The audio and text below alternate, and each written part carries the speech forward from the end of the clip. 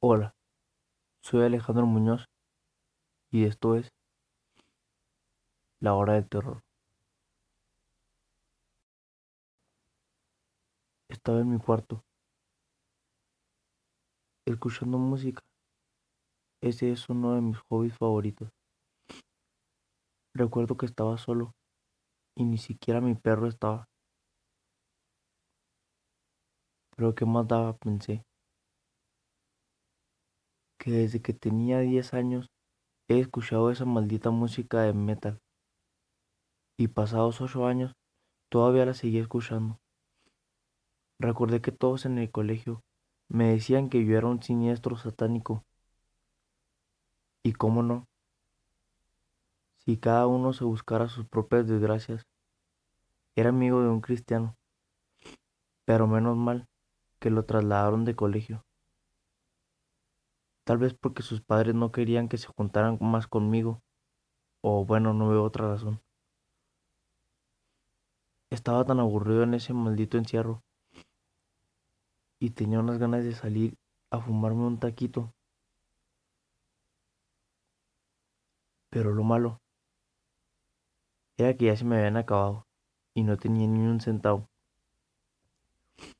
Pensé en robar a alguien que se viera susceptible para eso, pero me pareció muy estúpida la idea y no lo hice. Tomé mi MP3 y no hubo más opción que escuchar música de ACD y más bandas. Pero ya estaba cansado de escuchar la misma música durante 8 años. ¿Y qué pasaría si probara algo nuevo? Tomé mi computadora y escribí en el navegador bandas de black metal. Habían bastantes nuevas para mí, pero hubo una que me llamó la atención por su logo en el que aparecía un hombre recostado sobre la pared, muerto y alrededor con mucha sangre. No lo dudé ni un momento y empecé a escuchar la banda, pero hubo algo que me intrigó. Nunca había escuchado una banda tan poderosa, es decir, tan enérgica. Pareciera como si el cantante no se cansara de gritar nunca y me daba una sensación de terror. Eran las 11:49 de la noche, cuando escuché la puerta sonar, como si lo hubieran golpeado con un hierro. Miré rápido a mi alrededor y lo primero que vi fue el despertador. Regresé mi mirada a mi MP3, pero ya no sonaba. Volví a escuchar la puerta, que sonaba ahora con más fuerza. Tal vez el estúpido de mi perro se le había dado la gana de llegar por primera vez a dormir y no encontraba la forma de entrar, y angustiado la golpeaba. Pero ¿cómo iba a hacer ese ruido tan estruendoso solo un perro? O tal vez no era el perro, sino un amigo que había quedado en visitarme. Pero a estas horas de la noche traté de dormir otra vez, pero el ruido de la puerta se volvió más estridente. Y luego pensé que se joda quien sea quien esté afuera, y como por arte de magia, el ruido cesó.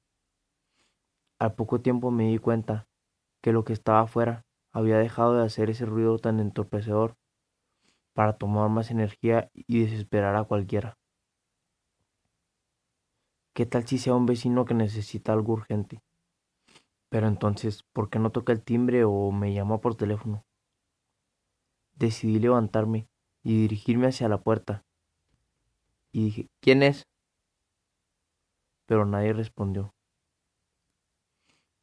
¿Qué tal que no me hubiera escuchado por el ruido que hacía al tocar? Y qué raro, los vecinos no han llamado para hacerme el reclamo de ese ruido que no me deja dormir, ni siquiera a mí, que tengo el sueño tan pesado. Pero claro, si proviene de mi propia casa, ¿cómo no lo voy a escuchar? ¿Y por qué los vecinos no me llaman ni siquiera a reclamarme, como lo hicieron una vez que hice una fiesta para celebrar?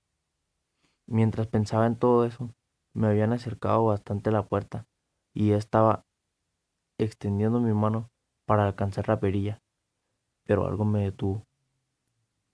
Por primera vez sentí miedo. Aunque todavía no viera qué era lo que sucedía afuera, sentía que algo malo iba a pasar y no tendría retorno. Fue una sensación muy rara que no había experimentado nunca y me ponía los pelos de punta. El ruido no había dejado de sonar, pero ahora se escuchaba como si proviniera de la puerta del vecino de al lado. ¿Qué tal si la persona que hubiera estado golpeando mi puerta durante mucho tiempo, al ver que nadie le abría, se fue hacia la puerta de mi vecino a pedir ayuda? Me armé de valor y giré la perilla lentamente, hasta que una fuerza descomunal la abrió completamente. Por poco quedo estampado atrás de la puerta. Sentí como una ráfaga de aire pasaba y me empujaba hacia atrás, al mismo tiempo que sentí que ese aire me acariciaba. Era frío, húmedo, pero contenía algo que no puedo explicar, como si tuviera vida.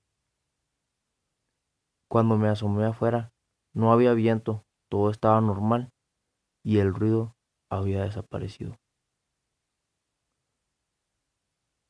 Volteé la cabeza al lado izquierdo, hacia el apartamento de mi vecino, pero no había nada. Quedé aturdido, pensé en qué había pasado. Cerré la puerta cuidadosamente y me dirigí al cuarto. Miré la hora y era la 1:13 de la madrugada. Me quité las pantuflas y me acosté con ropa. Estaba tan, pero tan cansado que me dormí casi enseguida. Entre sueños, escuché que alguien se acercaba a mi cuarto con pasos pesados, como si tuviera botas. Abría la puerta lentamente y se sentaba al lado de la cama. Me susurraba algo que me paró los pelos de punta. Qué imbécil eres. No vas a salir de esta. Esa voz hizo eco en mi cabeza. Sonaba en tono de burla, pero a la vez de odio. Sentí que se levantó y se me echó encima como un bulto de papas. Me cogió el cuello y me apretaba bastante. Me estaba quedando sin aire. No me podía mover. Estaba paralizado. Su cuerpo era tan grande que me estrujaba. Sentí que esa cosa me vomitaba y lanzaba un olor a putrefacción. Fue tanta la desesperación. Por fin me soltó y pudo moverme.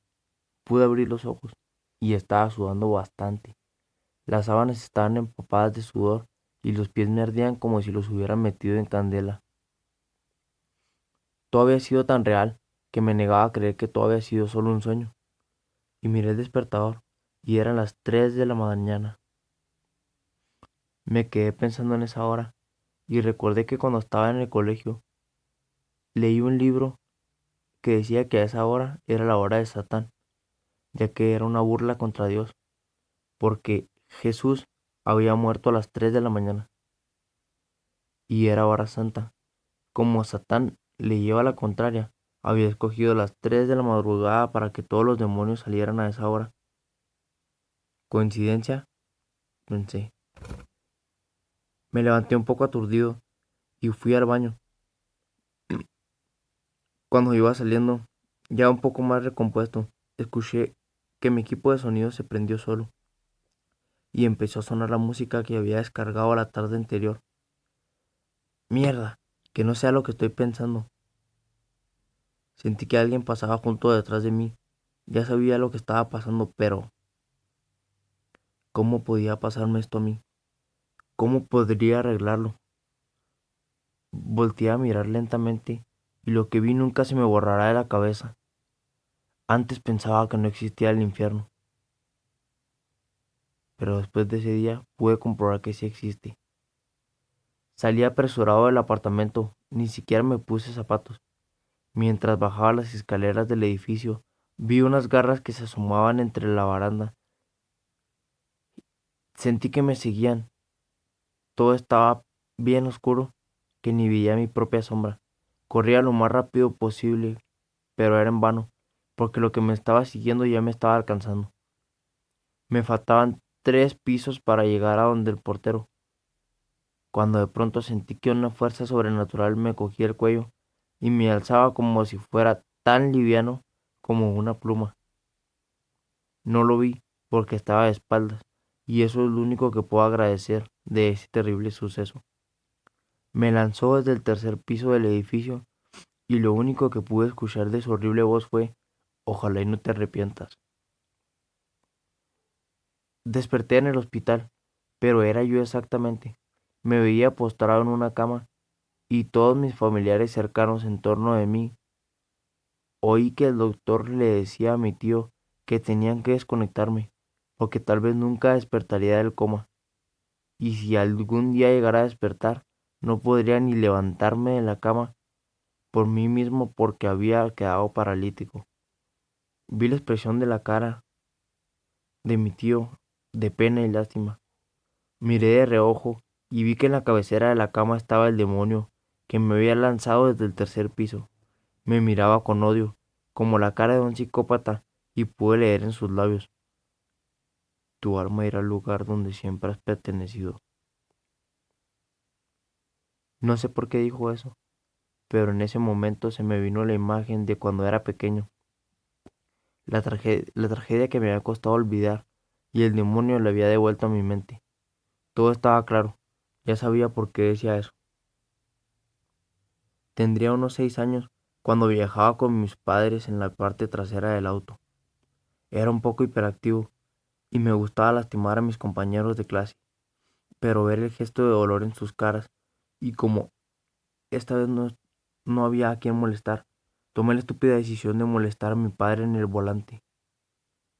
Escuchaba a mi mamá regañándome y a mi papá desesperado por librarse de mis pellizcos y, a la vez, tratando de controlar el auto para mantener la ruta en curva. Mi mamá me cogió de una oreja y me jaló hacia ella, pero en ese instante, en un acto de tratar de zafarme, le jalé el brazo a mi papá hacia la izquierda. Chocamos de frente con un tráiler y yo fui el único que sobrevivió en ese accidente. Por eso me había refugiado en las drogas, el alcohol y en esa música. Lo había olvidado para no sentir la culpa que ahora tengo, pero todo venía a mi cabeza y me taladraba las entrañas. Sí, desde que tenía 6 años, el vil demonio había guardado un cupo para mí en el infierno y ya era hora. Por eso me había dicho: ojalá y no te arrepientas. ¿Por qué me tendría que arrepentir?